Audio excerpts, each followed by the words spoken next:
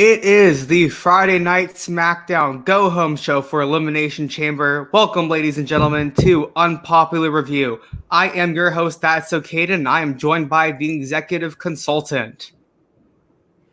It must be so nice to have us back here on a Friday night air on your television screen after what I thought was a very good episode of Friday Night SmackDown tonight. Can't tell you how much I really enjoyed this episode. One of the best episodes we've had all year, but SmackDown honestly has been pretty good pretty much the entire year. So I'm quite excited to talk about it with you tonight. New permanent host of Friday Night SmackDown. That's so Caden. And I know off the bat, you want to give me many thanks and you want to acknowledge the fact that you get to be on with me every single Friday talking to these ham and eggers. You must be extremely happy for yourself. Go ahead and give me praise. I'm very excited to be hosting Friday Night SmackDown. I'm glad that it's not Raw, at least. This is, again, as you said, very good show. The shows are getting so good right now. SmackDown miles ahead of Raw in terms of quality.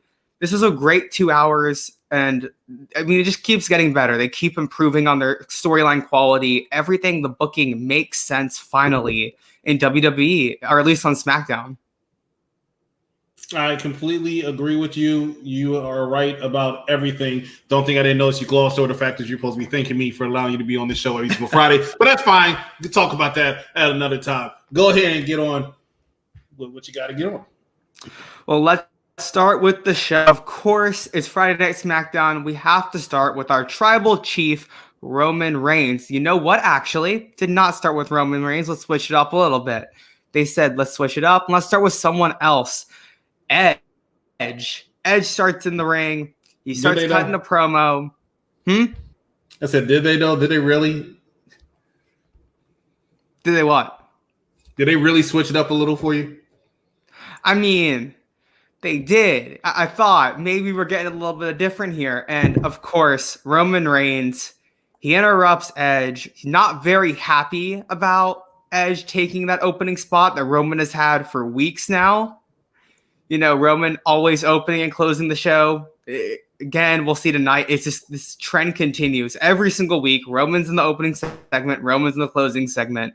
It's the best way to put it is it's like a TV show that ends with like the same gag and starts with the same gag every single episode.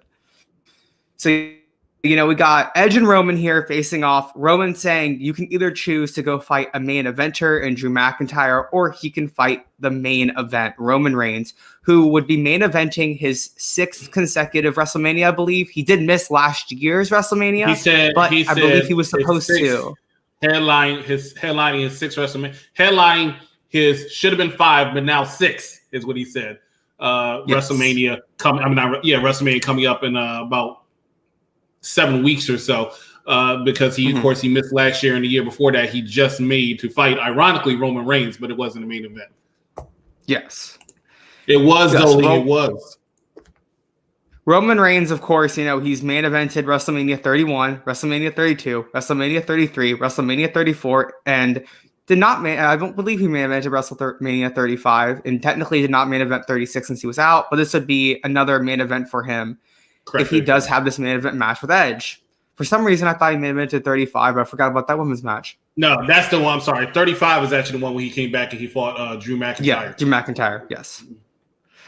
So, you know, we got Roman saying that, so Roman kind of going over here saying that you need to choose me. I'm the right guy for you to choose. And Edge responds and goes, you know what? Last week, I heard you tell me that you saw fear in my eyes, and I don't have any fear for you. All I see is that you're someone that got too much too soon, and you're going to crack under the pressure. And then telling Roman that he needs to check his ego. And out comes Sami Zayn. Sami Zayn tells everybody that it's one thing to be disrespected by all of the officials, by the locker room, everybody kind of back there that's been disrespecting him and not giving him the right chances. But it's another thing to be disrespected by 2 stars in Roman Reigns and Edge. Gets in the ring, says that they are both overlooking him as a threat for WrestleMania, tells that to Edge, since Sami Zayn, of course, does have the opportunity at Elimination Chamber to win Elimination Chamber and to take on Roman Reigns and beat him. And then we see Jey Uso super kick Sami Zayn right in the face, knocking his head clean off, knocking that hobo beard off that Dylan always rants about. And we see Roman and Edge facing off before Roman Reigns leaves. Now, you see, how do you feel about this opening segment? Let me stop you right there since you mentioned them. I might as well just go ahead and bring on the third member of this three-man band. But I'm telling you right now, Dylan, I do not want to hear about some homeless lumberjack and all that crap that you say each and every single week. I want to hear about the facts. I want to hear about this segment where Roman Reigns once again showed you why he is the head of the table, ladies and gentlemen. Please welcome the third member of this group, none other than the Kingpin, Dylan Captain, Decap. What is going on with you this evening? What's up? That so articulate. He's so articulate. All that he said. My cat was supposed to jump up here, and I was supposed to pet him like the Kingpin does, but he ran away. So the Kingpin doesn't have a cat. Yes, he does. He does not. Yes, he does. Oh my gosh. Kingpin has a cat. Look, Kingpin has a cat. See? Okay. If you're saying you as the Kingpin has a cat, that's fine. Yeah. Ladies and gentlemen, you're watching Unpopular Review right here, SmackDown Edition. Please make sure that you like and share this to all of your wrestling timelines and groups. I'm the executive consultant, joined today by That's So Caden and Decap, bringing you Friday Night SmackDown every single weekend. Kingpin, you heard it while you were backstage because you were late. Again, that's noted. That's So Caden told you what happened in the opening segment. Real quick, I told you I left your house at 9:20. You said be on in an hour. You left my apartment at 9:15, and I said I will see you in 1 hour. Everything said 10:15. I said in the chat, which you don't pay attention to. I said in the chat. I said it. You don't listen because your ears are so fucking clogged up with Sparky's hair. And I said it. It's in an event. It's on the page. Everybody knew 10:15. But Kingpin, you are so obsessed with your pussy, that cat, that you are not paying attention. What happened with the opening segment? Did you enjoy it? Hold on. I was driving to your house. Nice way to make Sammy look like an unworthy participant. Yes, he is unworthy. They gave him so much heel time and heel work. He's really good on a microphone. I really want to see Sami Zayn get that push, not for WrestleMania, but I want to see him get the push. Elvis Martinez says Edge is overrated. He needs to issue a public apology to our King Corbin. Caden's going to talk about it in a minute because he does issue an apology. Mike Riggs says on another subject, King Corbin is going around the backstage messing around with Rey Mysterio, and his son has started making me mad. It's absolutely sick to my stomach. He didn't go near the Mysterios today, so I don't know why your stomach's hurting. Watching old episodes. We're talking about tonight's episode. That's Inspector Gadget. Thank you, Dr. Claw. I wanted to say that, but I didn't think he might be too young to know who that is. Boss Dr. Evil has a cat too. Well, he's definitely evil. Kingpin has a big pussy. Daniel Miller. Oh God. WWE took a shot at AEW tonight. WWE fears AEW. Always a pleasure to have Daniel Miller on. They did take a shot, please. Mike Riz, Chris, I sent you a message. I'll check in a second. Steven Pena says, Corbin makes me sick too. And Daniel Miller says, what's up? Yep, I hate wrestling scumbags. What's going on, Daniel? Thank you so much for joining us each and every single Unpopular Review Wrestling Edition episode. He hates you guys. He hates you guys, but he always comes back every week? Every single week. He's there. He's like every week he's there. He's like herpes. He don't Daniel Miller, if you message me right now, I will give you the link to come on, and I will pay you $20 for you to come on and tell Chris why you don't like him. Money means nothing to him. He don't want that smoke. Can you talk about the opening segment? Let's get back to SmackDown. Talk about the opening segment of SmackDown. You say you didn't see it, but you explain what happened. Edge came out. I posted this in a couple group chats. Do you think that the end game WrestleMania has to be Roman Reigns versus Edge at this point? It's a done deal. Yeah, I've seen so many reports this week saying that is the match. They've made it. That's been the match for probably at least a month, about 2 months, I believe. I mean, it's obvious that that's where they're going. It was funny because they said a year ago the match was Edge versus Orton, which obviously they have turned away from. But as of right now, I have the matches that are done, like set for Mania. Edge versus Reigns, Belair versus Banks, Orton versus Wyatt, Bad Bunny and Priest versus Miz and Morrison, and everything else is open, including the WWE title match. That is scary going into Sunday. What you're telling me is that the both of you listen to too many dirt sheets. That's what you're telling me. No, I listen to one guy. There's one guy who's always accurate and is never wrong. WrestleVotes. WrestleVotes tweeted that, and they literally have not been wrong about a single thing so far. They've never been wrong. We are going to talk about that, but they have been wrong. And actually, if you really talk about that WrestleMania card, one person actually predicted that WrestleMania card. It is not WrestleVotes. It was me. I said that card over a month ago. So I don't know what you're talking about. You two just don't listen. Y'all need to clean the snow out of your ears, Caden, and clean the cat hair out of your ears, Dylan. And you'll find out I'm usually right about this stuff. I said that. Nia Ho hurts again. Did you call Bad Bunny and Damian Priest versus The Miz and John Morrison? No, because I'm not sure that match is going to happen. I know it was reported, but I'm not making that one's going to happen. It's going to be interrupted by Bow Wow. I don't think that's going to happen. It's a done deal. No, it's not. From what I've heard from certain wrestlers, who I will not name. Okay. I've already proven that sometimes I know more than your wrestlers because I can see the writing on the wall. I'm telling you, I don't think that. Do you know the wrestler who's involved in the match? No, you don't. Yes, I do. Okay, I don't care, Dylan. I'm trying to inform you that I didn't sign off on that match. That match is not happening. What was the next segment of SmackDown? So we see Big E enter before we head to commercial real quickly. We come back and we see Shinsuke Nakamura making his entrance as well. Apollo Crews, we see him backstage. He cuts a promo about how Big E does not know who he truly is, disrespected him by telling him to go back to catering. He talks about how his ancestors are Nigerian royalty, and if Big E understood that, he would never speak to him that way. And then we get Shinsuke Nakamura versus Apollo Crews with Big E on not commentary. He's ringside on a couch with his title, eating popcorn, I believe was what he was eating. And then, so we have Shinsuke Nakamura. I'll give a quick rundown of the match. He opens up, taking some control before Apollo Crews does some of the heel stuff and starts to show this heel character that he's going to start having, or it has started having. Apollo sends Shinsuke Nakamura outside the ring and sends him into Big E, causing Big E to get in a little face-off with Apollo Crews, and we go to commercial break. We come back, we watch the replay of what happened before commercial. We see Shinsuke Nakamura, he ends up rolling up Apollo Crews for the pinfall, does one of those kind of like special roll-ups that you do, like the tactical roll-up. And after we see Apollo Crews attacking Shinsuke Nakamura. So you guys want to talk about the match, or should I go right into the post-match? Let's go ahead and talk about the post-match. We don't need to talk about the match. All we need to know is that Shinsuke Nakamura won by disqualification. Yeah. No, Shinsuke Nakamura won by pinfall. Oh, pinfall. There you go. It was a roll-up pin.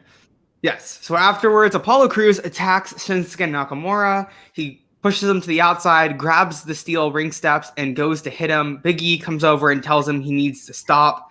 As Big E goes to aid Shinsuke Nakamura, he gets rammed right into the back by the steel steps. I could have seen that coming. Big E is not an idiot. I don't know how he didn't see that coming. Then Apollo throws the ring steps into the ring, goes to put Big E in there. The ref gets in his way to stop him. Big E rolls out of the ring, is laying on the floor, and Apollo Crews just tosses the ring steps out, and they land on Big E. We do never see them hit Big E. We just then see Big E afterwards getting stretchered out. So Apollo Crews, full heel turn here. I thought very nice heel work. His promo was not that bad. He's getting a little better on the mic. I think this character is finally what he needed to progress. Kingpin, your thoughts? We haven't taken Apollo Crews seriously in 6 years. And all of a sudden, I'm supposed to take him seriously? He's going to get this push. Did you miss his U.S. Championship run like 5 months ago? That was for like a month. It was a storyline that progressed over 3 months. He's not going to be taken serious. I don't take Apollo serious after you've been a jobber for 6 years.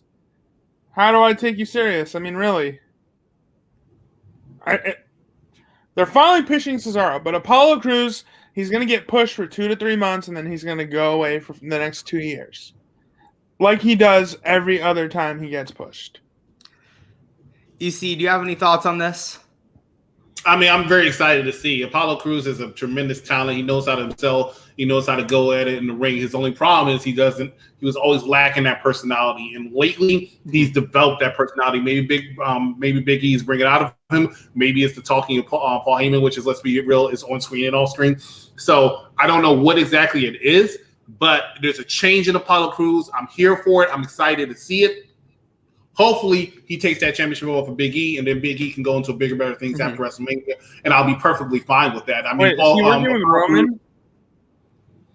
No, that's not happening on screen yet. They have one segment that kind of teased, but they still show every time he's with Paul Heyman that there might be something going on. I'm not sure they're ever going to go anywhere with it, but I do believe that Paul Heyman is really high on Apollo Crews, and I think it's just showing right now. I think you should watch out for Apollo Crews. Yeah, I can see what you're saying because he has been losing a lot of matches over the years, but they really are starting to try to throw some shine his way, and I'm curious and interested in seeing it. And even Angel down here, Jr., the chicken cooker, agrees with us saying that he needs to turn heel, and I think that's the fresh start that he needed. Mm-hmm. You know, you talk according about to Big Daddy Cool here. Hold on real quick. According to Big Daddy Cool here, Kingpin, you've been your host, but here you are. He is completely right. And Elvis wants to ask you this question. Who is better, Sammy or Lucha House Party? You have Sammy. 10 seconds to answer that question. Sammy. Derek Mitchell says Big E was trying to sun Apollo, telling him to stop and go back. I'm glad Apollo attacked Big. Derek has turned right here on the popular reviews. But yes, that is true. Big E was like speaking to him like you need to go back. You lost. Get over it. Get out my face. I'm sorry. Go ahead, Kaden.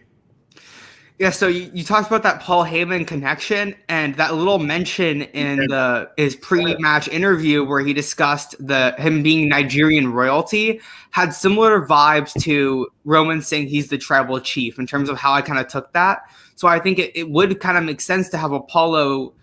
I wouldn't necessarily say like he wouldn't fit perfectly as of right now where he is in his character in Roman's stable, but it does kind of build it up of, okay, if you're going to build the storyline that he's from Nigerian royalty, have that be a way that he comes in not as a joint leader with Roman into his stable, but have him be a sub leader that's also a member of royalty that can help lead. I'm fine with that. That's actually really, really good. But I think Apollo could stay away from Roman Reigns for a foreseeable future. I think if he joins Roman Reigns kind of overshadows him and takes away from what he's trying to do right now, which is be on his own. He can join. He can have Paul Heyman as a manager. I'm perfectly fine with Paul Heyman being his mouthpiece, but stay away from Roman Reigns. They can have little interactions, but stay away from Roman Reigns. Answer this question. Not you. That's okay. You're too young. Actually, you're probably too young too, Dylan. Who's our WWE male manager? Jimmy Hart, Paul Heyman? I have to say Paul Heyman. Go ahead. That's okay. You know, I agree with you. They should keep him away from Roman, but I think if they did like slight relations between the two, I mean, you have Paul as that centerpiece that joins them together. You just have small little. I can't think of like the best explanation for anyone I can compare it to. I guess like saying with AEW, whenever the Elite were together still, like they weren't all fully together all the time. So you can have them sometimes come together, but have Apollo be in his own story out of Roman's story, but he's still kind of part of that whole stable. I would say like the best way to compare that is a New Japan stable, like LIJ, where they're all a stable, but they can go off on their own stories. Ladies and gentlemen, we have a Patreon, and in this Patreon, you actually can hear That's Okay and talk so much crap about Behind the Elite and New Japan Pro Wrestling because he's into all that. I don't even know why he brought it up here on SmackDown, but if you do go to our Patreon and you do follow and subscribe, that you can hear him talk about all that because that's what he does. He talks about that indie crap. And speaking of our Patreon, there's our link down the bottom. This the guy right here who's you can see his ear quite clearly. Actually has a food episode that he romantically does with the technician David Sanderson. So you might want to go ahead and join just to watch the food episodes. You can see he knows a lot about food. Now, go ahead. That's okay then. Or Pigpen, did you want to go ahead and add something to that? No, I'm good. Translation, he didn't hear anything you said. Let's see. Steve said behind the Elite. Dale Miller says fire Michael Cole. Mike says Chris.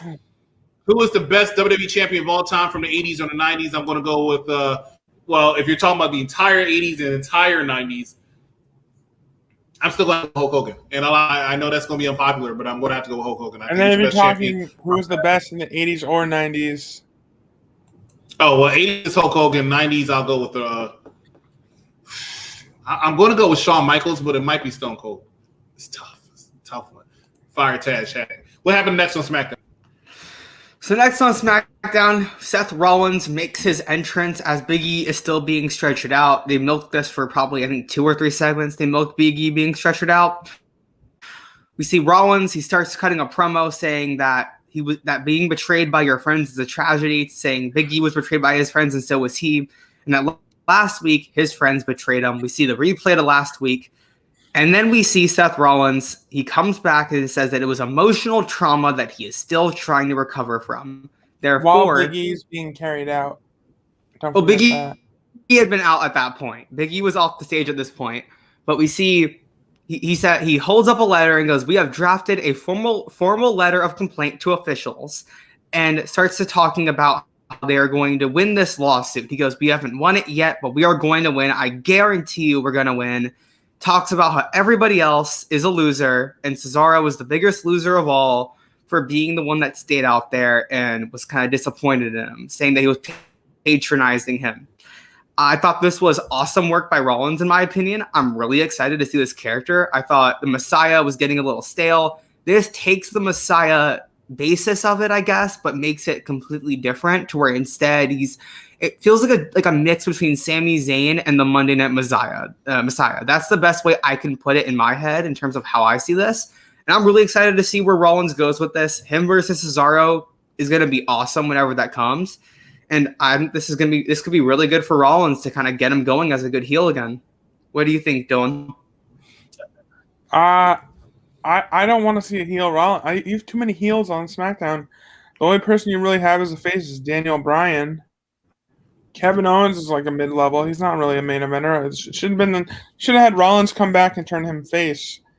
I think it was time for that. But I do like the heel Rollins as well. I believe that it's the same character. They're just saying different catchphrases as the Messiah. Like instead of saying, I forgot what he was saying before, but now he's saying embrace the vision, and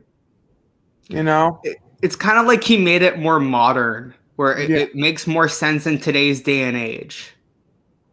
Yeah, exactly. I mean, I completely disagree that they have too many heels, considering they just turned Shinsuke and Cesaro face. But I mean, EC, any thoughts? Yeah, I completely think that Dylan's wrong. Go figure. You're right. Shinsuke Nakamura just turned face. Cesaro just turned face. Daniel Bryan's the face. The fact that you said Kevin Owens is not a main eventer is crazy. Kevin Owens is definitely a main eventer. He's a face. They have Big E's a face. They have face people on the show. Matter of fact, Cesaro is in a feud right now with Seth Rollins. That's going to happen after Elimination Chamber. Let's not forget Daniel Bryan also. Like, what do you mean? Like I'm a little confused by that. I really am. But, I like the Messiah gimmick. I wish he would have kept that.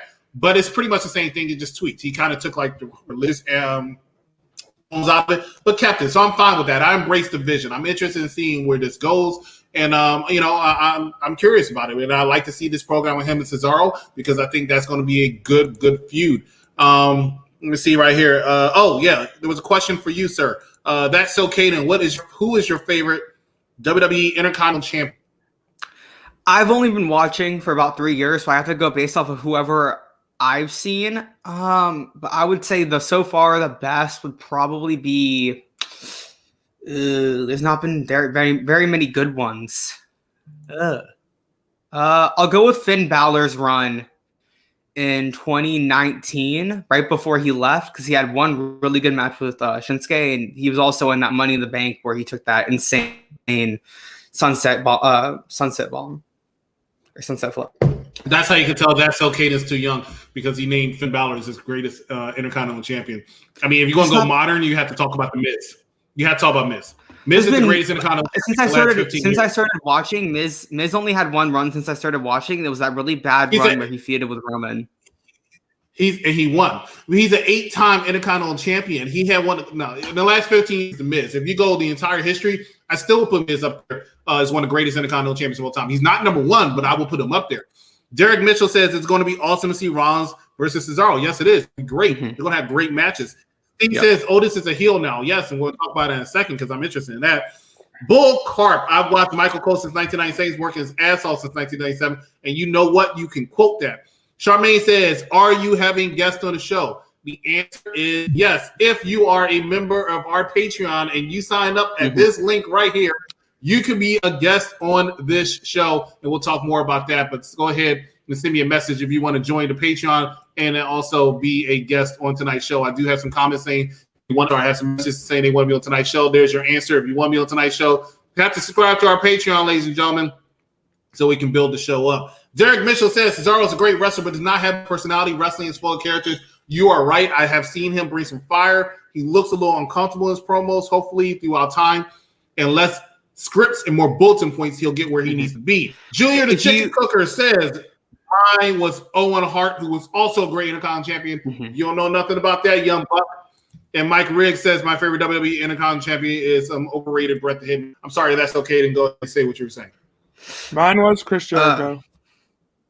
What you had a comment of? Oh, Cesaro having personality. If you watch Talking Smack from last week, he had a very good promo, and I think he's starting to kind of fall into that, where he's starting to get more used to it. He's starting to find where his character is. And I think a face in terms of where his personality lies is where he should be, based off of what he's kind of like what he's had to deal with since being in WWE, where everyone talks about how underutilized he was. He just gives off that vibe in his promos that it's a very face vibe. So I think he's found himself, and hopefully his promos and his personality start kind of standing out. And he gives off this vibe, kind of like a motivational speaker, is the best way to kind of put how he does it. I agree with you. Cesaro, watch out for him. I think now is his time. Much like on Raw, Sheamus is starting to get a little bit more shine than he has for the last couple of years. So just watch out for some things. You'll be surprised. What's the next segment on SmackDown?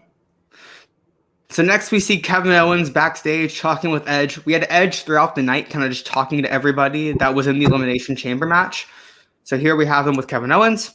We see Big E being stretchered to an ambulance with Sonya Deville kind of walking him there with with Adam Pearson.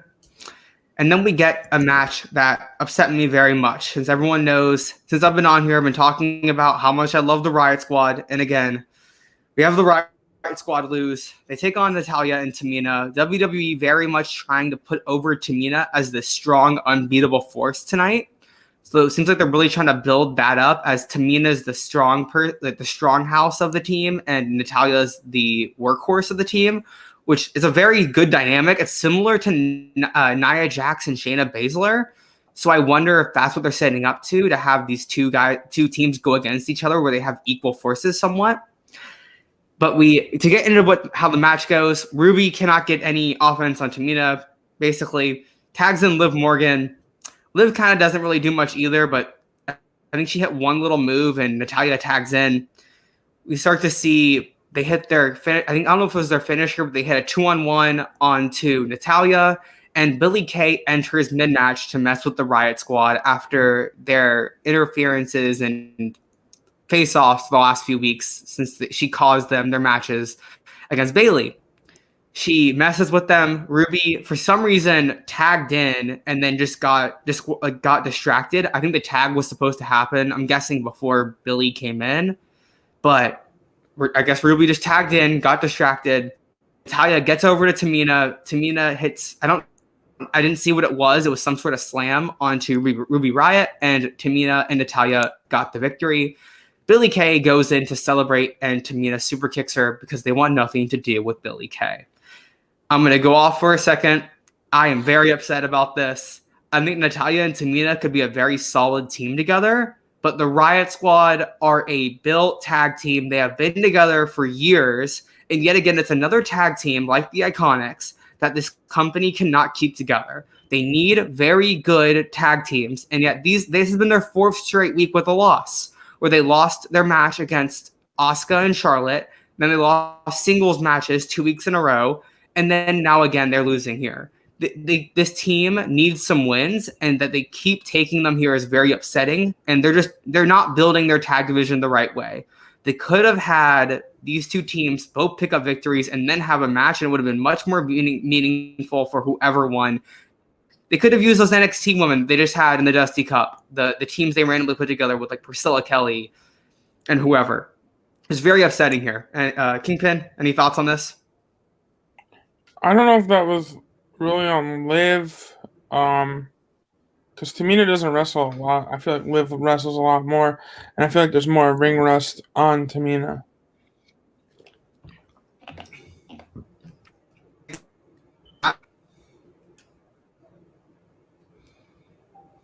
Okay. Let's see. Steve says don't sleep on him. And Steve also says that Tamina and Natty look strong, which is always a good thing.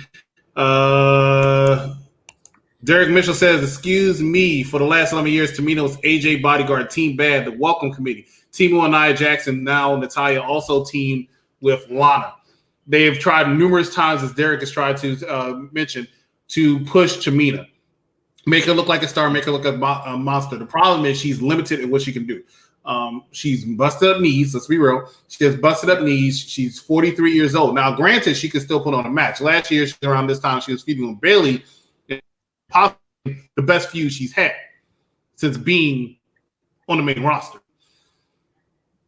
You went off on a tangent because you're upset over the Riot Squad winning. The Riot Squad is not a believable tag team to do anything. I apologize about that. Okay. Maybe down the line. Liv Morgan is a great talent. She's improved her work and everything like that. But she's not good enough in the ring to be credible. She can do some acrobatic moves like a Matrix, but she is not up there with Sasha, Bianca, Shayna, Nia. She's not up there. She still needs some seasoning. Now, granted, they could possibly make her beat Sasha and Bianca if they win the tag team titles, and I can see that. That makes sense. But they're not beating Nia Jackson, Shayna Baszler. That's going to look too sloppy. So I agree with the fact that the Riot Squad are losing. What I don't agree with is they keep shunning Billie Kay, and Billie Kay has made them more interesting. Billie Kay being there is the reason why they've been on TV a little bit more. So they might want to take Billie Kay back. But Natalya and Tamina, I mean, they're there just to be there. They'll probably get a tag team title match at WrestleMania, which will be a multi-woman match or something. But I'll give them the belts, actually, just to give Natalya a championship. Mm-hmm.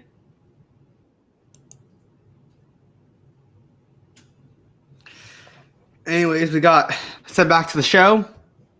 After this, we get Edge. He's backstage with King. When King Corbin comes up to him and he says that he's in his kingdom, talks about how much his suit is, talks about how much his watch is, and Edge just toys with him. Pulls out his phone and he goes, "Hey, look at the time. I can see it right here." I found that to be so funny. It's stupid. It's kind of corny, but I found that to just be so funny. Especially since I know no one else on here watches this, but Edge this past week has been appearing on Sportsnet in Canada, doing some work for some promos with the Toronto Maple Leafs. And whenever he was on, his camera was very grainy. His audio had echo. So it was kind of funny just for me that watches all this hockey news stuff that Edge was pulling out his technology that he proved this last week. He has no idea how to work. But I mean, I thought this was kind of funny. And I liked this is kind of funny things. And I think I found something interesting in this where Corbin, instead of doing the normal king robe stuff with his staff, it felt more like his king gimmick might be switching more into kind of rich king, where he's going to become more, instead of royalty, he'll become more wealthy, which I would find a very interesting take on the character to kind of freshen it up if they want to keep that king character going for him.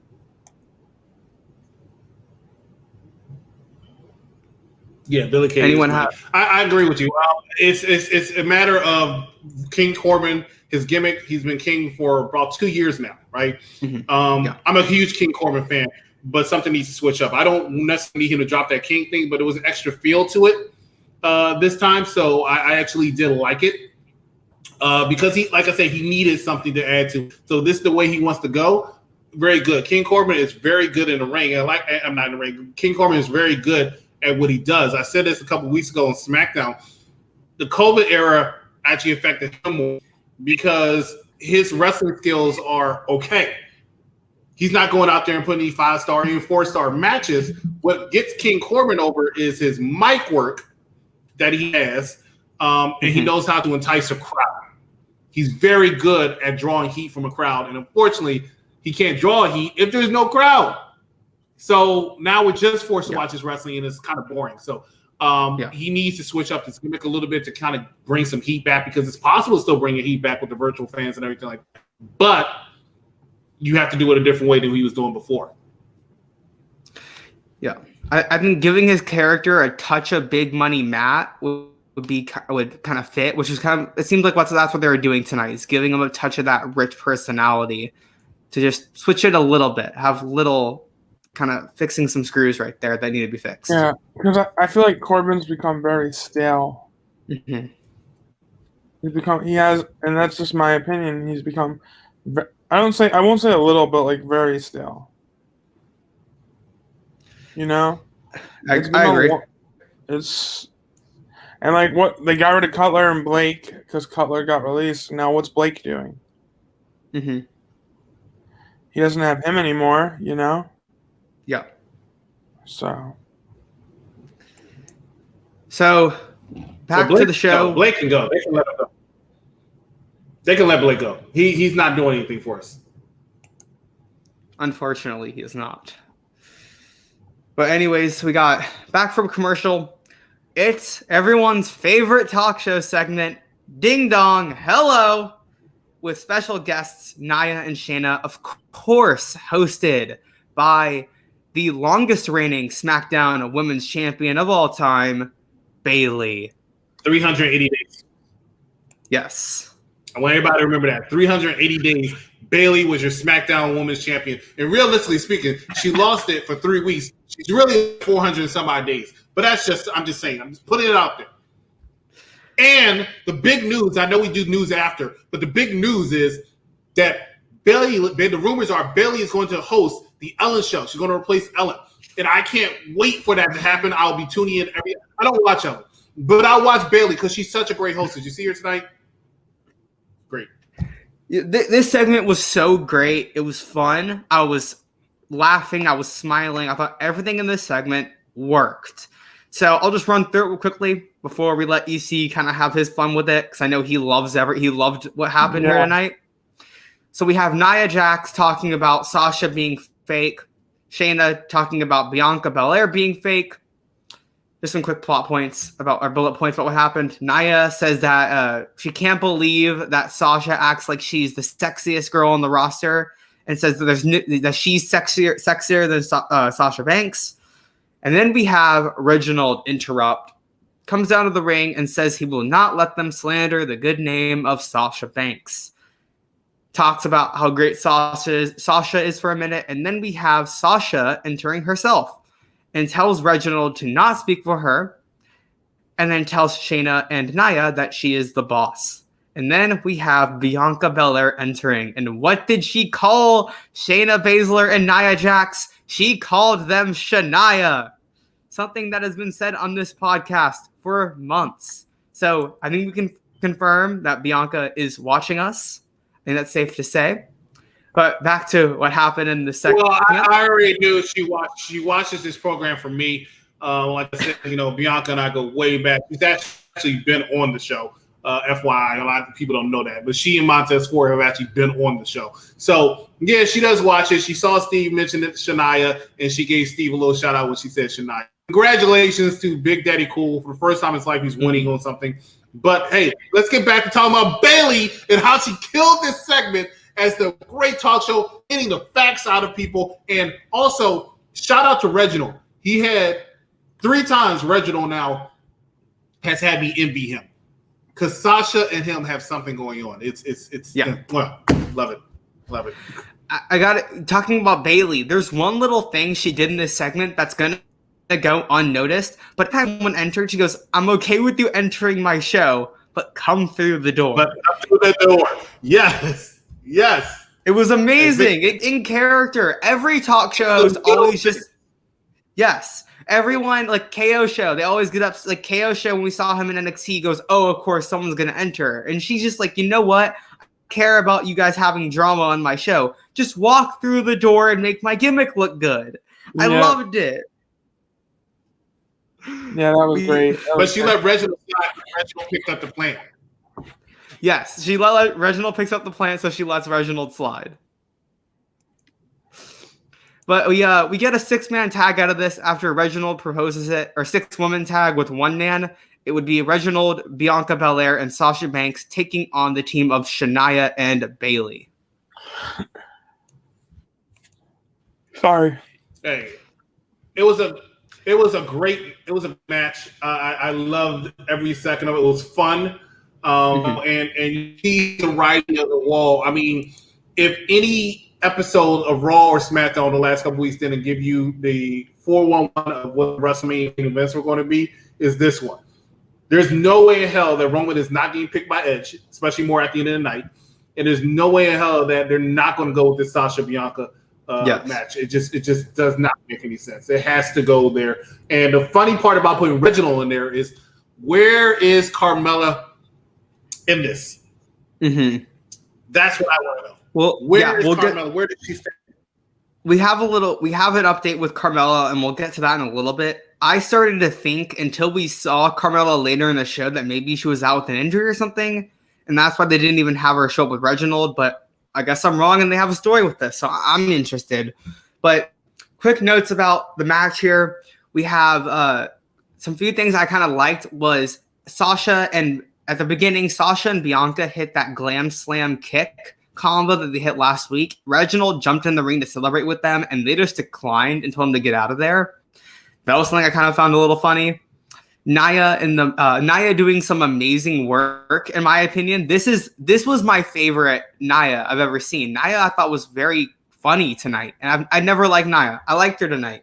She's kind of just saying that she's expensive wine, saying, really, that's the wine you told, I forgot what the wine was, and goes, that's the wine that you told me that that's like the wine you said I was. I'm expensive wine, talking down to Reginald.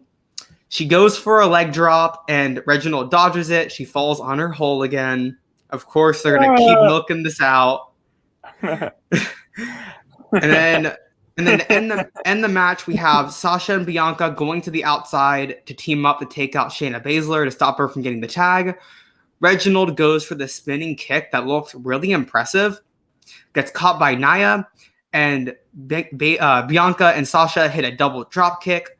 Pushes over Nia. Reginald falls on top of Nia and pins her. 1, 2, 3. Reginald getting the pinfall victory here tonight. To answer Jared's question here, the SmackDown side, Drew McIntyre's WrestleMania opponent, you're right. I'm not sure. They keep getting swerved on this one, so I can't make a prediction on that yet. Asuka's WrestleMania opponent, I will say that Asuka is not walking into WrestleMania as the World Women's Champion. I just don't believe that to happen. Go ahead, that's okay. I'm going to counter you. I don't think Drew McIntyre is walking into WrestleMania as the champion. I think they want him to get that win in front of fans that they wanted to repeat. I would say that that's the best place to do it, is have him lose it at Elimination Chamber, getting screwed over by somebody, and then he wins it at WrestleMania. That's where I see it going. I think Asuka will rock. In my opinion, I think Asuka will have the title going into Mania simply because there's not enough time for her to lose the title to set up a feud. But that's just where I stand on this. I mean, that's definitely a possibility, but who would really beat him for it? Unless Miz cashes in after Elimination Chamber. I think that's possible. Have Drew survive Elimination Chamber and have Miz cash in right after. That's amazing considering the fact that you're just trying to tell me that Miz and Morrison are facing Bad that's Bunny. My thing. It wouldn't be Miz. Yeah. It wouldn't There's be 2 Miz. nights. There's 2 nights. 2 nights. That's true. I think he's frozen. Yeah, I don't think. It is 2 nights, so they could do that one night, and then Drew beats him on night 1, and then he does the tag match on night 2.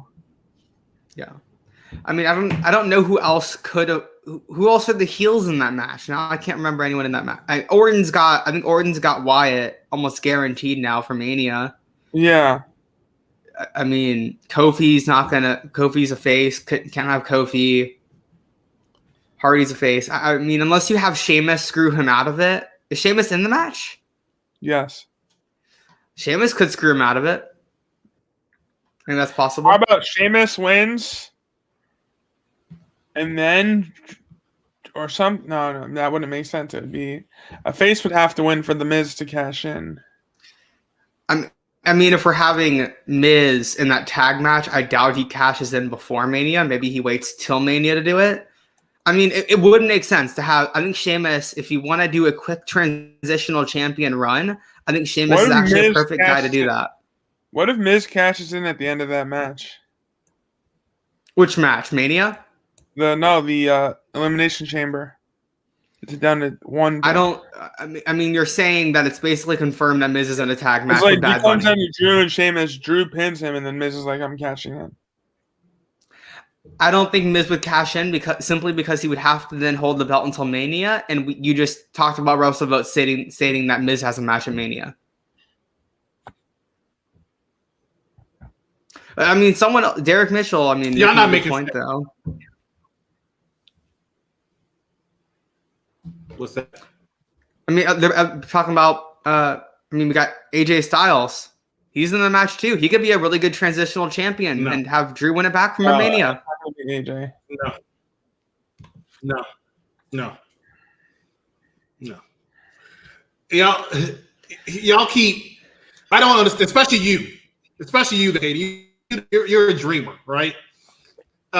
This is not happening. You're the same person who thought Jay White was going to appear in Royal Rumble, and I kept telling you no. Okay, no. All right, it's not happening. Drew McIntyre is walking in WrestleMania as the WWE Heavyweight Champion. That's it. I don't know who he's fighting yet, but that's your match. He's not losing it. Why is he losing it? Because he already lost to the Randy Orton. They already did this spot. They're not going to do it again. Not right now. Drew McIntyre is walking into WrestleMania as your world champion, and that is it. Who is he fighting? I don't know yet, but he's walking in. Asuka, however, is not walking in a world champion. She's going to lose it probably on Sunday. And that's it. Expect to see Asuka in the women's battle royal. I have a question about that. It's still Lacey versus Asuka, correct? On Sunday? No. Did they change it? I just saw Lacey versus Asuka posted on the WWE Twitter. She's pregnant. I just saw it posted on the Spanish WWE Twitter. Well, it was posted by accident. She's not. There's no way she's wrestling. She's pregnant. Have they said if she has a match? Not that I know of, but there's no way she's wrestling. She's pregnant. That's why I was confused. I saw it posted, and I'm very confused about how they could wrestle. I'm gonna try to confirm, but I can get back. I don't know. I missed Raw on Monday.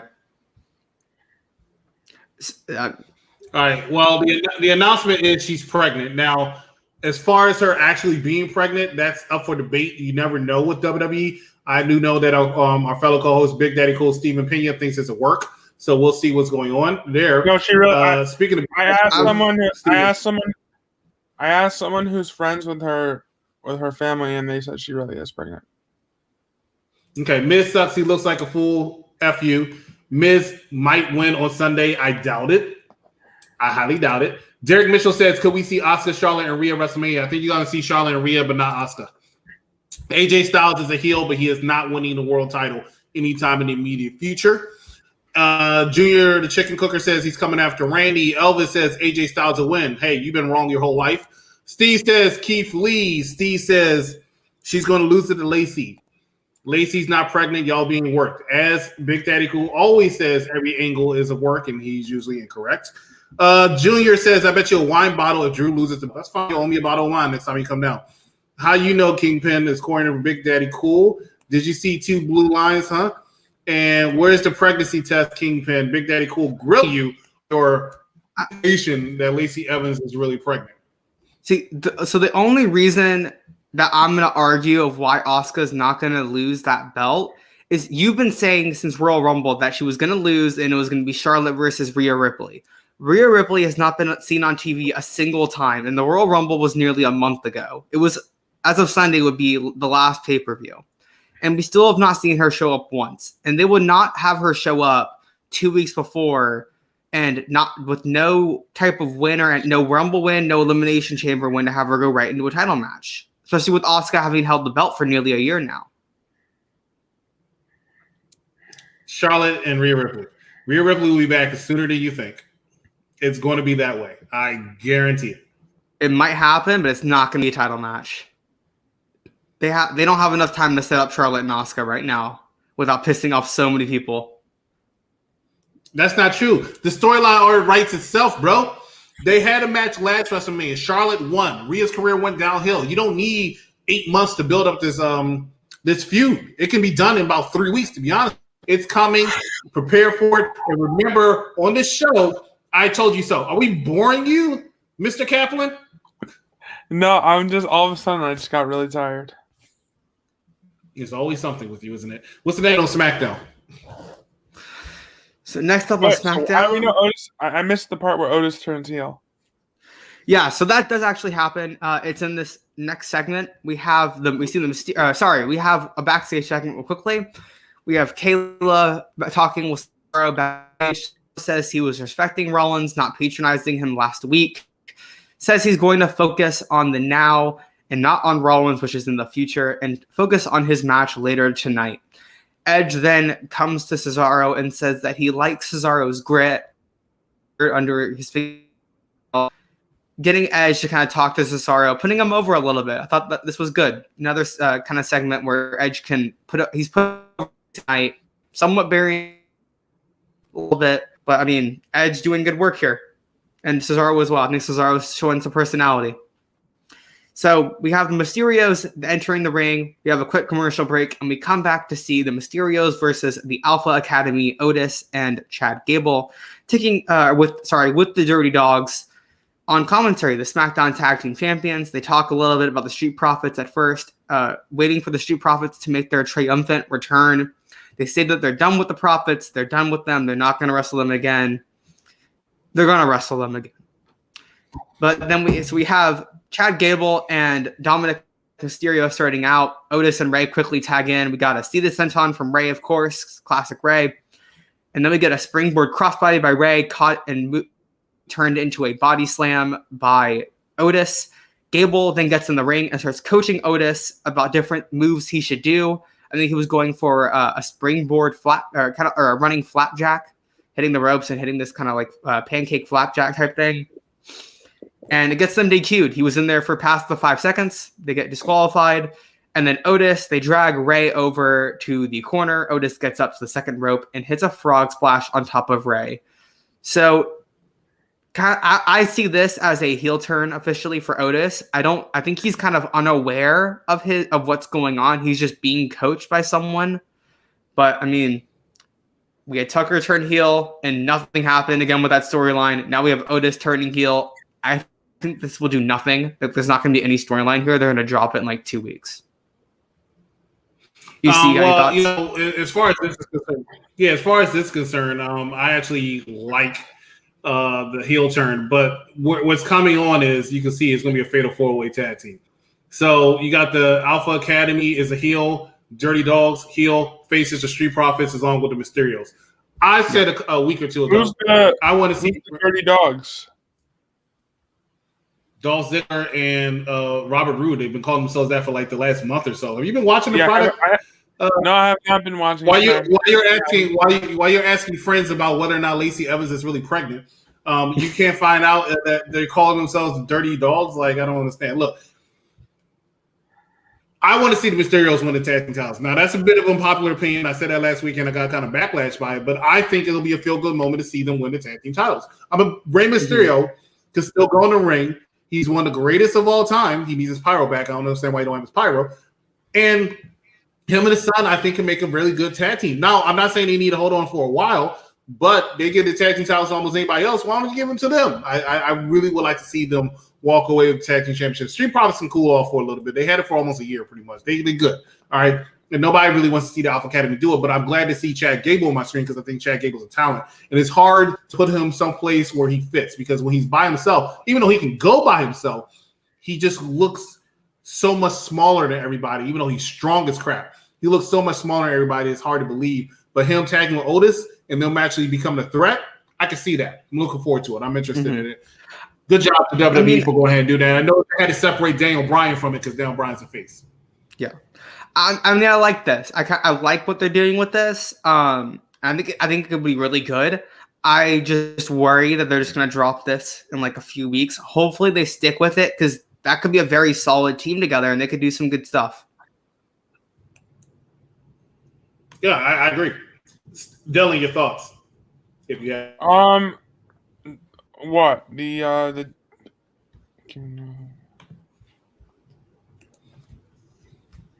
shaking my head.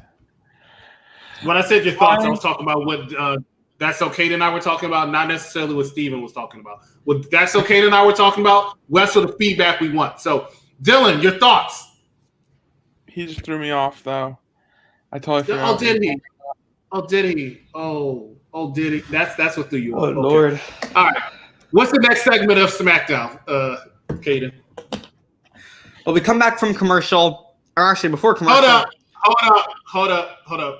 Can you get your water again? Who drinks water from a bottle in a straw? I have a mouth injury. I can't feel my bottom lip. I forgot. This whole lip is completely numb. We don't want to know that. Dave told me he was very upset. All right, go ahead, Kaden. Go ahead and finish your thought. We have Edge backstage with Daniel Bryan telling him that him returning from his injury in 2018 motivated him to return, something that fans have kind of talked about, and he's talked about in interviews.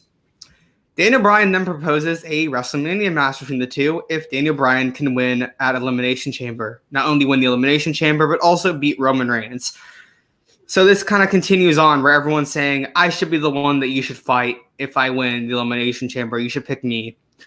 It confirms that Roman Reigns is just going to win. I don't know the last time that's ever happened where people have made matches later on before they've even won the championship. But we already knew Roman was winning. Anyways, we have a commercial break here. We see the Mysterios afterwards. They're still recovering ringside. And then we see Kevin Owens coming up to Cesaro and Daniel Bryan backstage.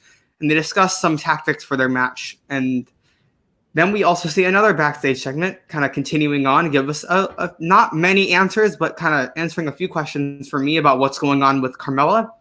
Reginald brings Carmella her wine. Carmella goes, "Where were you? Why did it take you so long to give me that wine? It took like an hour." And he goes, "Oh, I was just taking a long time. Nothing really." And the funniest thing was she goes, like, basically just like, dude, I watched the show. I saw you in the ring. I'm not an idiot. And I felt like this might have been a little bit of a shot at AEW in some way. I mean, AEW had that whole situation with FTR saying, "Oh, you tattletale on us," when clearly Tony Khan was watching it backstage at the monitor. So obviously Tony Khan knew. I thought that was just for me. I wrote that down. I loved this, that she literally just goes, "I was watching the show. Of course I saw what you were doing. Why would you even try to lie to me?" It was just logic. Finally, some good logic. WWE, they don't do that a lot. She also drinks the wine, says this is a piece of crap wine, throws it on him. Great. I want to know where they're going with this. Fantastic work by everyone here in this little segment. I loved this. Any thoughts, EC? Let Kingpin go first. I'm curious. Right? Curious of what? Your thoughts of the segment. The show he didn't watch.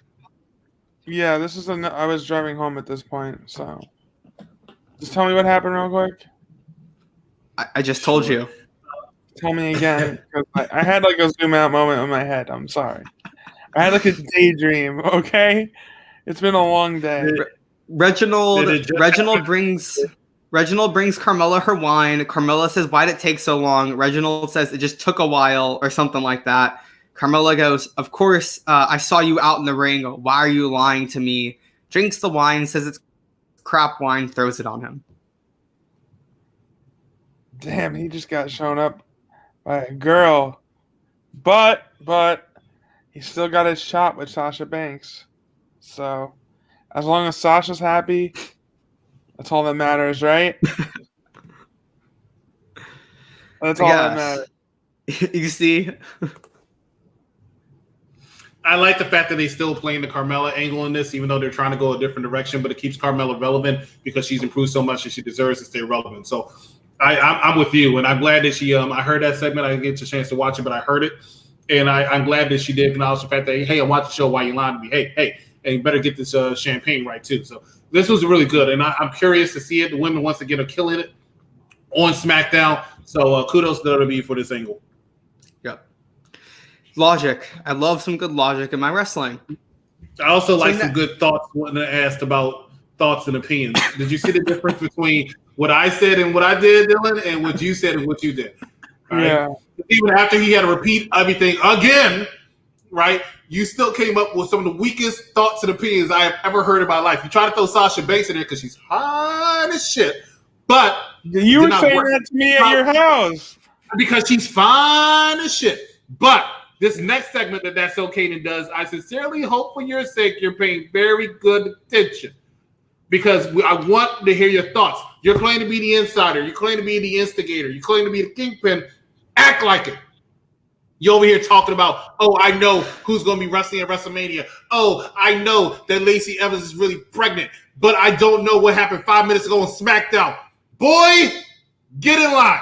Get that cat out of here. That's okay to take it away. Let's get into our main event tonight. Can I respond to something in the comments real quick? As long as it's not Daniel Miller, because we've been instructed not to highlight Daniel Miller. All right. Which decaf show, Steve? You don't know.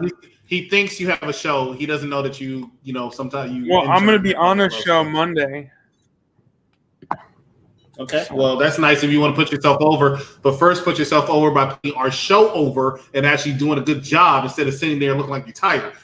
That's okay then. I'm sorry he interrupted you. Go ahead and your next segment.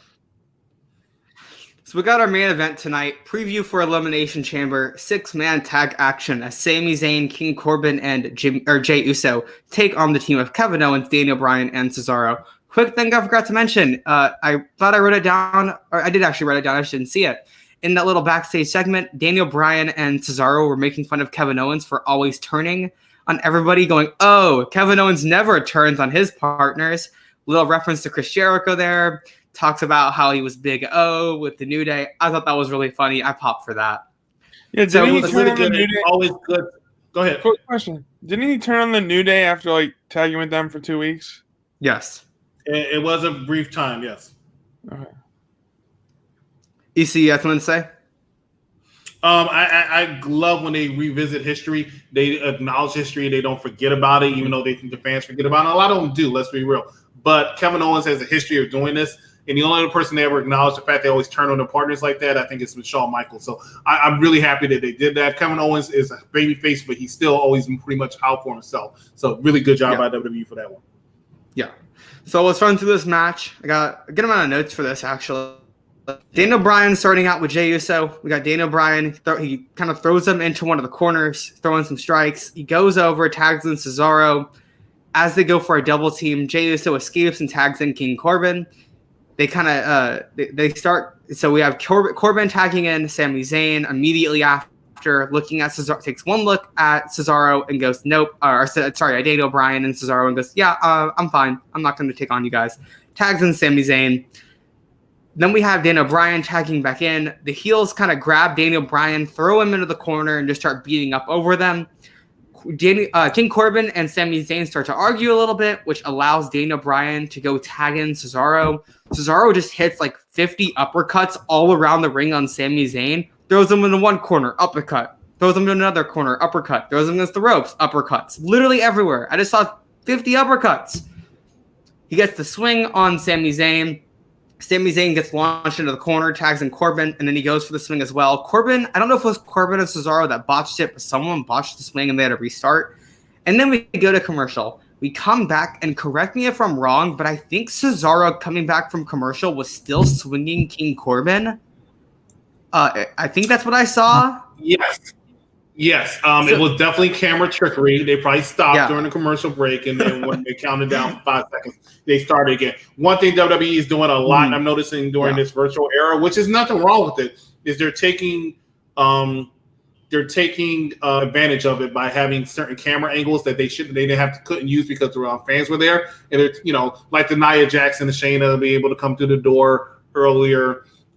Big E, of course, moving out the way because he moved out the way with the steps and stuff like that. I think Xavier Woods got chokeslammed over the barricade on Monday, and they're having padding there or something like that. So they're taking advantage of that, and that's good. You take a negative. I learned this from Paul Heyman actually during his ECW DVD. But you take a negative and you make it a positive, and that's pretty much what they did. They're taking apples and they're making apple juice. So more power to the WWE for that, and that's definitely what they did for SmackDown. Yeah, I mean, I just found it funny because, kayfabe-wise, he had been swinging Corbin for probably 3 to 4 minutes at that point. So Corbin gets to the corner, tags in Jey Uso. Jey Uso goes and grabs Cesaro and throws him over the announce table, grabs him, puts him in the corner, and tags in Sami Zayn. Corbin then tags in. They're kind of all just beating him up. Corbin hits a back suplex, hits a few more moves, tags in Jey Uso. Uso attacks Cesaro in the corner and whips him into the other. Now we're in the opposite corners that neither teams are in. And Cesaro gets a corkscrew uppercut as a reversal. Tags in Daniel Bryan. Corbin goes and tags in Sami Zayn. Daniel Bryan gets that typical hot tag moves of his where he hits kind of all those he hits those mid kicks. He hits that flying knee. And he hits, so running, jumping knee, mid kicks, goes up to the top rope, hits a Frankensteiner. Jey Uso goes to interfere, and Kevin Owens super kicks him. Daniel Bryan hits the yes kicks on Sammy. He goes for that big last final yes kick. Sammy ducks, rolls him up, gets the 2 count, and then gets him into the blue Thunderbomb. I love that move. Cesaro breaks up the pin. Yes, fantastic. So Cesaro breaks up the pin. King Corbin then comes in to take out Cesaro. Sammy goes up to the top. Daniel Bryan goes and jumps up to catch him and hit him with a butterfly superplex into the yes lock for the submission victory. I love that. I love a good butterfly suplex. One of my favorite moves in wrestling, in my opinion. I love butterfly locks. And it's such a smooth transition to transition from a butterfly superplex into a yes lock. Kind of like when Rollins used to do the superplex into the Falcon Arrow once a week. Transitions like that I love. So the faces pick up the victory going into Elimination Chamber. And then post-match, we have an End of Days by King Corbin onto Daniel Bryan. Kevin Owens hits a stunner to Corbin. Then we have a not Cesaro. It was Sami Zayn hits a sleeper suplex, I believe, onto Kevin Owens. Then we have an uppercut by Cesaro onto Sami Zayn. A super kick by Jey Uso onto Cesaro. Edge spears Jey Uso, and Roman spears Edge. Roman stands tall, ends the show because Roman has to start the show. Roman has to end the show, or else it's not SmackDown. I thought that was a very solid. SmackDown is the table. I love it. I actually like that they do that every week. It always, even with Roman backstage. I like it, and at least when Roman is getting shoved down our throats, at least he's entertaining now. Mm-hmm. So I like that. I like the ending sequence. I mean, that's how they usually end every tag match, is everyone gets to hit their finisher. So maybe they could change that up sometime. I don't know. But I thought it was a good match. As you know, Cesaro, Daniel Bryan, great wrestlers. Mm-hmm. I love watching them perform. So, yeah. I mean, it made sense going into Elimination Chamber. They'd all hit their finishers right there. You see? So I want to know this. If they're gonna do this at Elimination Chamber, is it going to be the first match of the night is the SmackDown Elimination Chamber and the main event is Roman, or is it going to be the SmackDown Elimination Chamber and then Roman right after? Roman. Second option. Going to go right to Roman immediately after. Yeah, you have no chance at winning. That's the point. But it draws more heat from Roman Reigns. I expect it to go be up first. Roman comes out, he wins, he beats whoever's going to win. And then Edge comes out and spears him to make up for her last thing. What if it's Jey Uso and he just lays down for Roman? Yeah, well, I don't think it's going to happen like that. But I mean, it's possible. Anything's Jey Uso. No, I don't think Jey Uso needs a win at Elimination Chamber. They could do that to make it a little bit easier without Roman really destroying or burying anybody. Nobody wants to see him beat Kevin Owens for another time. Then the Cesaro thing will look like he got screwed. Dan Bryan look like he got screwed in the heels of the heels. So that's a possibility. But I don't think that's going to go that way. It's pretty much going to go what I say. Your main event for that evening is actually going to be for the WWE World Heavyweight Championship. In my opinion, I could be wrong, but in my opinion. But that was a great segment, Dylan. Good job. They're much better, thoughtful thoughts there. So I'm a little proud of you. But as far as SmackDown was concerned, this segment, it was really, really good. A little bit of botching. I thought it was the best segment of SmackDown. Okay, that's arguable. You missed half the show, so you wouldn't know. But King Corbin came out and got in the ring way too soon. So you knew he was about to attack Daniel Bryan. But he had to wait for the commercial. Not commercial. He had to wait for all the replays before he could attack Daniel Bryan. So, but, it was good. It was good. Roman Reigns coming out of nowhere and spearing Edge. I mean, like I said, that's your match. If you don't have that match, then I even might have to say something negative about WWE because I can't defend that. I can't defend you building that. And we all know Edge is pretty much happy with this because SmackDown is his show. He was a SmackDown guy. He even kind of alluded to it when he first came out. So he's enjoying his time on SmackDown. You can tell. And he's enjoying interacting with the different superstars as he's been doing. So I give credit. I kind of gave Edge a lot of flack last year because I thought his return was a flop. But this year, I think he's making the best of it. So kudos to Edge and kudos Edge to... Edge still wrestle, too. Those spears look pretty good. I think Edge has still got good ones left in him. I think he does, too. I think Chris froze. No, I'm here. All right. I'm trying to catch up with comments, and I see it's all about some idiot saying I had somebody blocked or something. I have no idea what he's talking about. But I never have any idea what this idiot is talking about. Sure he's still watching the show. Are you sure this Daniel Miller isn't Ricky? It's kind of not Ricky JP. It's got to be Ricky. He's not Ricky JP. I've seen them both at the same time, so it's not Ricky JP. Okay. But that's the end of SmackDown, and now we're going to go ahead and we're going to be right back, ladies and gentlemen. We're going to run a couple commercials. When we come back, we're going to go right into Decap's rant, ladies and gentlemen. You're watching. I don't have one. What? I don't have one.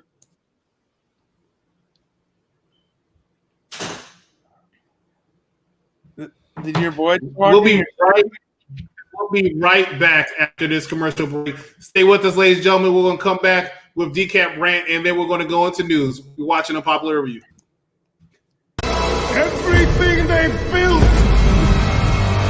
will fall, and from the ashes of their world, we'll build a better one.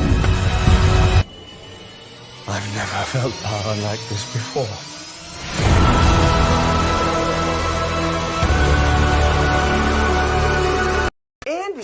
You're putting white actors in blackface? We're using black actors with blacker faces.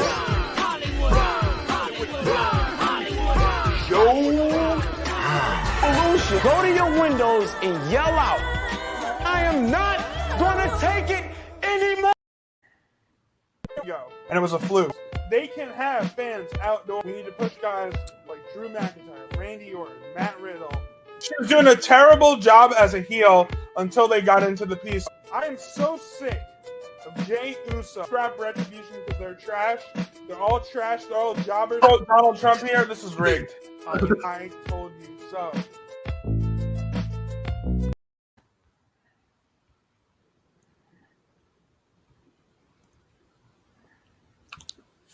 What's up, everyone? So I'm going to rant on something that happened to me yesterday. You see, I have a former friend who accused me of being a loser and a failure to my family. Someone who told me I spend all my money, I'm an asshole, and all this stuff. Well, this same person who told me all that stuff lost their job in August, and I helped pay for their AEW tickets from August to October, and they would pay me back on a way later date. Now, this person also accused me of chasing fame when this person is the one who would buy tickets to sit front row at all wrestling shows and then reach over the barricade to interact with the talent. Reach over the barricade. And he wants to accuse me of this shit. Well, you know what? Fuck you, buddy. You know who the fuck you are. You can go fuck yourself. And your fake little positive vibes bullshit. Screw you. That's my rant.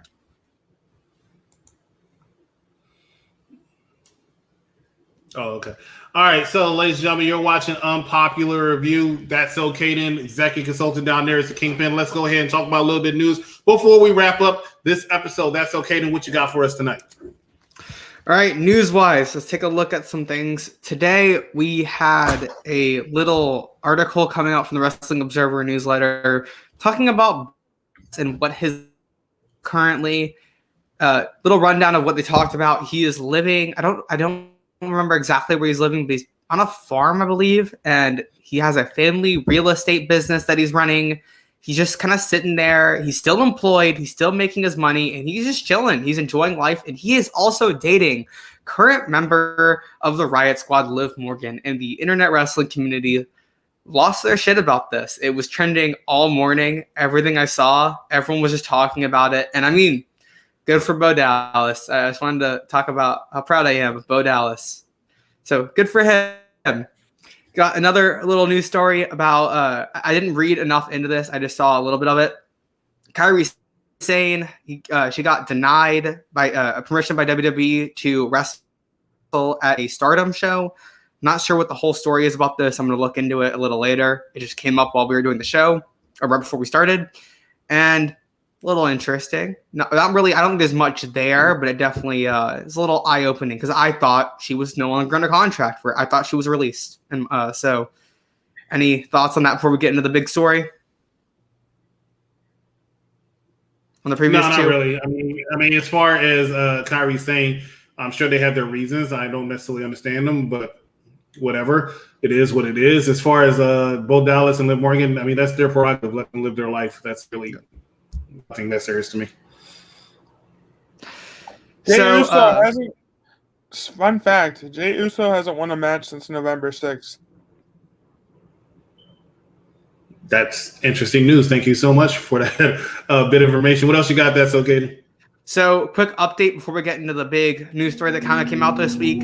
A little update on the Kyle O'Reilly situation. It was kind of trending after Wednesday's NXT episode. Fans that were at the CWC, the Performance Center, were saying that Kyle O'Reilly was stretchered out, starting rumors that it was a seizure. Luckily, that is not the case. He is perfectly fine. It was a work to sell the Adam Cole attack, and some fans just assumed the wrong thing. So I'm glad to hear that Kyle O'Reilly did not suffer any medical issues, and he is perfectly all right. So glad to hear about that. And then big story that came out this week was we got some friction with Sammy Guevara and AEW. So if you watched AEW last week, you saw Sammy Guevara. He left the Inner Circle and said he was going to leave AEW. According to the dirt sheets, and I believe Meltzer first reported the story, it's been corroborated by multiple sources. So I feel like this is a very true story based on how much I've heard about it. Sammy Guevara was supposed to show up on Impact. He was set to go to the tapings that they just held. I think it was last week or over the weekend. And he was supposed to go there, and he was not happy with the storylines that was going to happen for him on Impact. So he had told them what he thought would be a better story. It came out today that story was that he would win the X Division title, bring it to AEW, and never lose it. Impact did not like this, reached out to AEW. They were very much not happy, said, look, we're worried that this might, kind of talking about how they were worried that it would ruin their relationship with AEW. And Chris Jericho, who was the person who came up with this idea to send Sammy Guevara to Impact, told Don Callis to ban Sammy Guevara from the Impact tapings and told Sammy Guevara to go home. So I'm not sure where they are going to go with this story now with Sammy Guevara, but that is what we're being told, is that that's what's coming out, is that Sammy Guevara is in kind of some deep water with both Impact and AEW officials right now. So we'll see where they go with this. EC, got any thoughts? Or Dylan? I think Sammy Guevara, I think he's a future, he's the future of AEW, obviously, and the present. It's going to be interesting to see what they do with him. I guess they're going to turn him face, but do they maybe put him with another group to feud against the Inner Circle? We'll have to see. I really don't blame him for not agreeing on stuff with Impact, because Impact really has no wrestlers to offer besides their women's division. Who really cares about no one really cared about Anderson and Gallows when they were in WWE, so why would anyone care about them in AEW or Impact? I mean, they were fairly over. I mean, they're over right now too in Impact, but that's a completely different story. EC, any thoughts on the story, or do you just think it's fake because it's from the dirt sheets? I do think there's some truth behind it, but very, very few facts in that. I think it was. I think what happens is there's truth in almost every story, and then the dirt sheets blow it up to make it seem like it's bigger, so they can get their clicks. Sammy, basically, here's my thoughts on the partnership between Impact and AEW. AEW is getting everything. Impact Wrestling is not getting anything out of it. Yeah, they're getting their name mentioned on AEW on Wednesdays on TNT, but besides that, everything that happens, it looks like Impact is just getting their butts whooped by AEW. Yeah. And Sammy Guevara coming out and winning their X Division title, it's not helping that case. So I understand why they'd be like, hey, hold up, player. When are we going to get some, we're going to get some feedback for this? Because right now we're just looking like fools. It looks like y'all just big people, and we're little idiots that y'all stomp on every single week on our show and your show. So I understand why Impact have a little bit of issue, but once again, I don't think that story is completely true either. Yeah, I agree with that. I think there's parts of it that are definitely true. Some parts sound a little off, but I think there's definitely some of it definitely is true. So, in my opinion, I think some of that's got to be true. That's true. That's a fact, Derek Mitchell. That's a fact. I agree. Yeah. Gallows and Anderson, nobody cares about Gallows and Anderson unless they're teamed up with the third person who's in charge. AJ Styles, Finn Balor, Kenny Omega. Unless they have that third person there, no one's paying attention to them. Gallows and Anderson are entertaining. They're a good tag team. They're good. They are a good tag team. They are a good tag team. They have good matches. But they're solid. When they come out, they're like, oh, look. They're solid when Gallows and Anderson comes out. They're like, oh, look, it's Gallows and Anderson. When they leave, you forget all about them because they did nothing that's memorable and special. Outside when they first came to WWE, outside when they first came to Impact, and outside when they joined up with AJ Styles or Finn Balor or Kenny Omega, nobody cares about them. I'm sorry. I think you're right. I think they need someone there. That's where they got all of their heat, right? Was from Bullet Club having someone with them. But I think they're like I still think they're good. I don't think they should be blown off as not a solid top tier tag team right now. But that was it in the news. I know people are in the comments are bringing up Conan, the injury with Conan. Conan unfortunately was hospitalized. I do know that he was released and he is feeling better, so I'm glad to hear that. There you go, Charmaine. Instead of arguing with idiocy, you can be happy about the fact that That's So Kaden has reported that Conan is feeling better. The regular news analyst over there, the technician, is going to be very upset about that. The news analyst, even though he's always a daily and a dollar short. Kaden, doesn't the technician sound like a porn star name? A little bit. See, I've been saying it for like a year. There you go. Time to change the name, David. I don't think it sounds like a porn star name. I think you just wanted it to be a porn star name since you wanted to do a porn with David Sanderson. But not that there's anything wrong with that. You all do you. I support anybody's OnlyFans. All right, so ladies and gentlemen, that is it for our show tonight. Please make sure that you are liking and sharing this. If you have not done so already, like and share this to all your wrestling timelines and groups, and join us for Patreon, ladies and gentlemen. We here at Popular Reviews do everything every day right here on your UPR network, whether it's on Facebook, Twitch, Twitter, or YouTube. You can see us every single Monday for what some people consider to be the A show, but it's not because I'm not on there. Unpopular Review, Raw Edition with Big Daddy Cool and the aforementioned co-star of the Technician and the Kingpin, OnlyFans porn story, David Sanderson. So join them single Monday for that episode. And on Tuesday, we have Unpopular Reviews Entertainment Edition, where myself, James, Cedar Superior, and the Mark Victor Rodriguez will join. We'll be reviewing X-Men Apocalypse on Wednesday. Join the Sheriff, Bad Guy Jack, as well as Evil Dos Malachi and the returning Stephen Willie Beeman as they review AEW and NXT every single Wednesday. And on Thursday, Black History Month concludes with our review of Bamboozled. Friday, each and every single week, you should see myself, as well as That's So Caden and Kingpin, who's going to be more awake and more attentive next week if you expect to be on this every single week, where we bring to you SmackDown along with Decap Rants and a little bit more news. Tomorrow, we have WandaVision, which That's So Caden is actually joining Bad Guy Jack, as well as the Mark Victor Rodriguez each and every single Saturdays to talk about one of the most popular shows out there right now. Speaking of popular shows in this last season, Tuesday is Black Lightning, where Cedar Superior, the Mark Victor Rodriguez, and Bad Guy Jack review that. And on Sunday, ladies and gentlemen, immediately after Elimination Chamber, join us right here for a results and review show, as well as a pre-show.